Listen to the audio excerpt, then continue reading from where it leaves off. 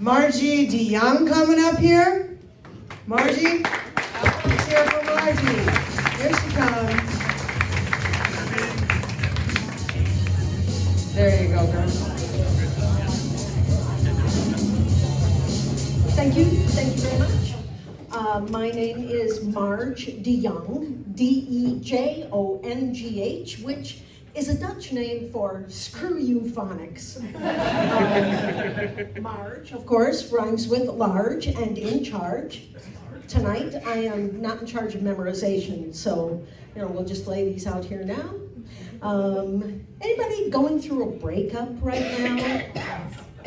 Anybody ever been through a breakup?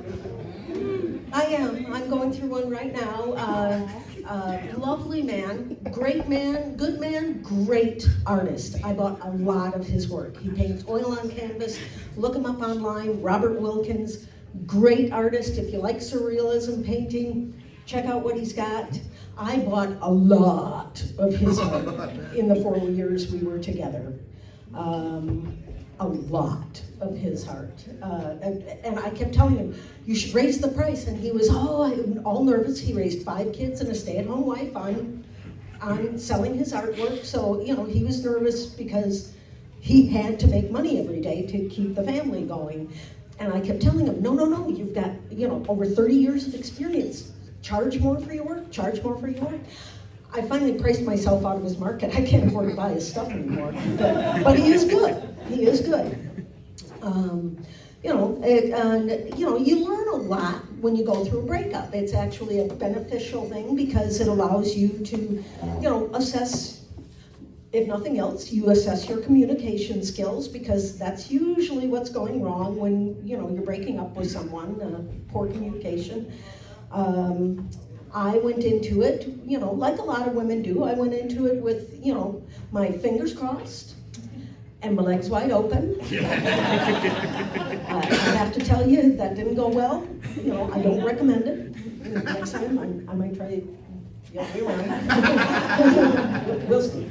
And I realized with hindsight that, the miscommunication was as much my part, of course, as much on my part as it was on his. When he had his birthday, when we first got together, we had been together like 6 months, and he's all excited. He's calling all his friends and saying, "Hey, congratulate me! I just turned middle age." I'm like, "You're 56 years old. Nobody in your family lives to be 112." Trying to be helpful and. Just didn't go well.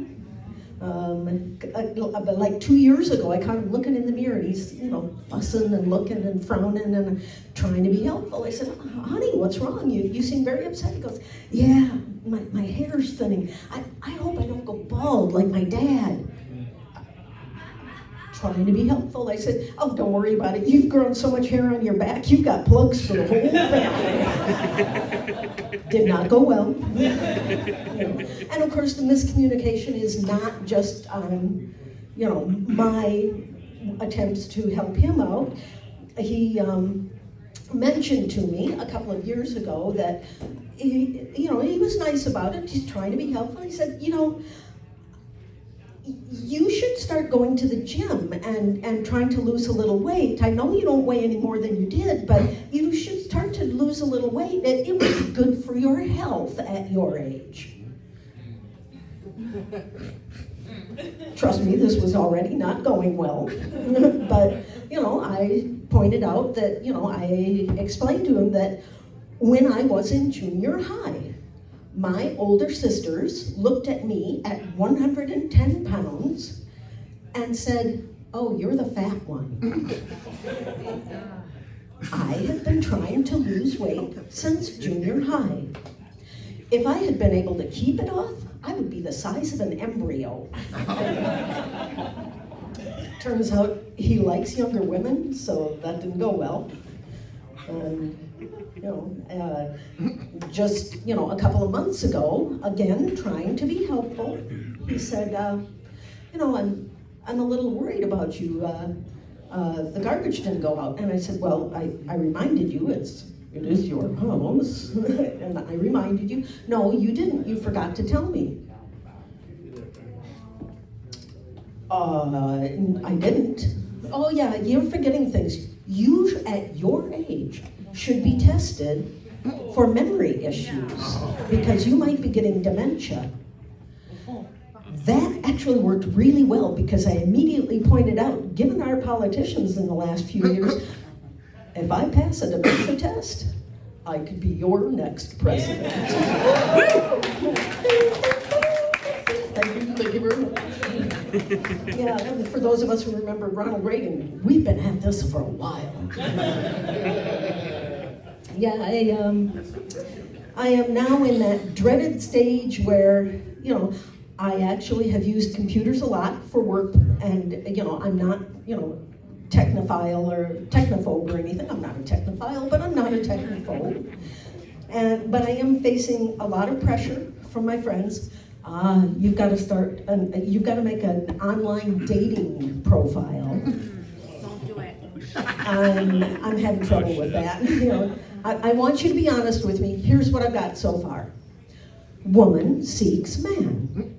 Man must love dogs. Dog and man must know 5 basic commands. Come, sit, down, stay. That's good so far, because my next line is, man must know commands in proper order. In case you were wondering about the proper order. I will just share with you, gentlemen, that odds are your partner will be happier if you don't come first. Let's see. I am doing some great, self-assessment, and because I know a lot of younger people, I travel and I have a lot of younger friends, and they're millennials and they trash talk boomers, of course. And I'm like, oh no, there's great advantages to having been a boomer, not just the usual things, but it's the little things. It's the little things like my phone stayed home in the house, on a wall, on a desk, somewhere in the house, and everybody wasn't timing me in 6-second increments. Oh man, I texted you almost 6 seconds ago. Where have you been? Wiping?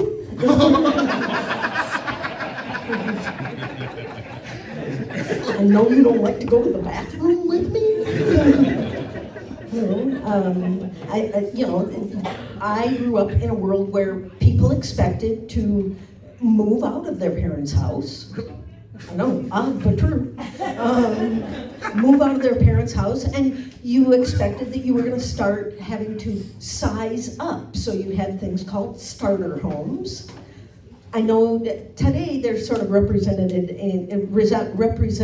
by the tiny home industry.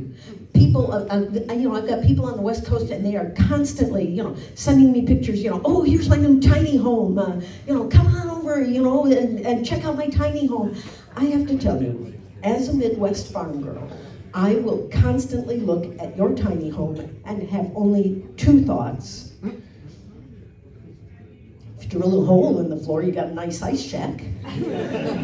Or, if you put this up on some stilts, you'd have a hell of a deer stand. Yeah. Sorry, but that's all that's going through my head.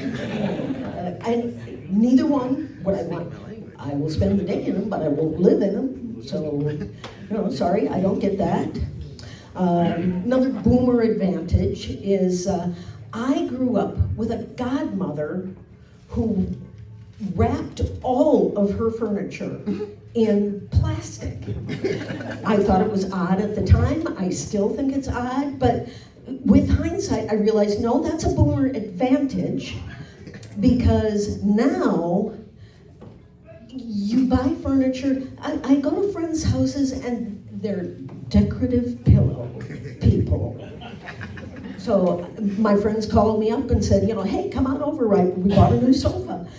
I walked in the door and here is, I guess it's a new sofa. All I look at and see massive quantities of pillows massive quantities of pillows, and their 3-pound chihuahua sitting in the middle of the sofa on pillows, chewing a squeaky toy, while they are sitting on the floor watching television.